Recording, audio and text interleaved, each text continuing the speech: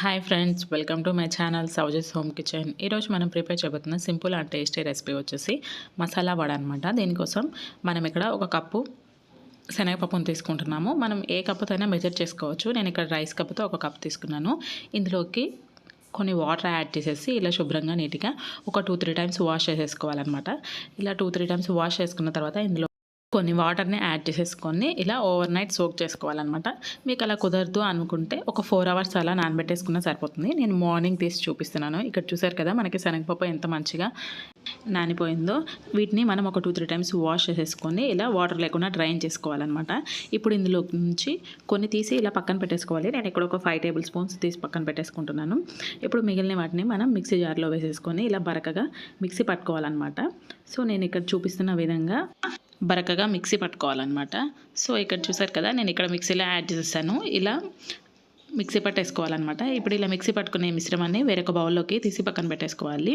ఇలానే మొత్తం శనగపప్పు అంతా ఇలా మిక్సీ పట్టేసుకున్న తర్వాత ఇందులోకి మనం డ్రై ఇంగ్రీడియంట్స్ యాడ్ చేసుకోవాలి.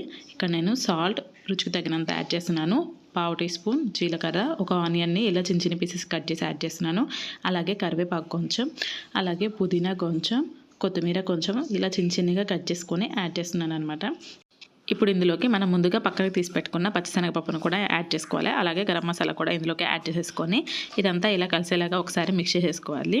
నేను ఇందులో అల్లం వెల్లుల్లి పేస్ట్ వేయడం మర్చిపోయాను. సో అల్లం వెల్లుల్లి పేస్ట్ కూడా యాడ్ చేసేసి ఇదంతా మంచిగా కలిసేలాగా ఇలా ఒకసారి మిక్స్ చేసేసుకోవాలన్నమాట. స్టవ్ ఆన్ చేసుకొని స్టవ్ పైన ఇలా ఒక కడాయి పెట్టేసుకొని అందులో డీప్ ఫ్రైకి సరిపడినంత ఆయిల్ వెయిట్ చేసుకోవాలి. ఆయిల్ మంచిగా హీట్ అయిన తర్వాత ఇక్కడ ముందుగా మనం కలిపెట్టుకున్న మిశ్రమంలో నుంచి ఒక చిన్న బాల్ సైజ్ అంతా పిండిని తీసుకొని ఇలా వడ షేప్లో ఒత్తుకోవాలన్నమాట. ఇలా మంచిగా ఆయిల్ ఫ్రై అయిన తర్వాత అందులోకి ఇలా ఒకదాని తర్వాత ఒకటే యాడ్ చేసేసుకోవాలి. ఈ వడలు మనం హై ఫ్లేమ్లో కానీ లో ఫ్లేమ్లో కానీ కుక్ చేయకూడదండి. మీడియం ఫ్లేమ్లో మాత్రమే కుక్ చేసుకోవాలి. అప్పుడే మనకి లోపల వరకు మంచిగా కుక్ అవుతాయి, లేదంటే లోపల పచ్చిగా ఉండిపోతుంది. సో నేను ఇక్కడ వీడియోలో చూపిస్తున్న విధంగా వీటిని గోల్డెన్ బ్రౌన్ కలర్ వచ్చే వరకు మీడియం ఫ్లేమ్లో పెట్టేసి మంచిగా ఫ్రై చేసేసుకోవాలి.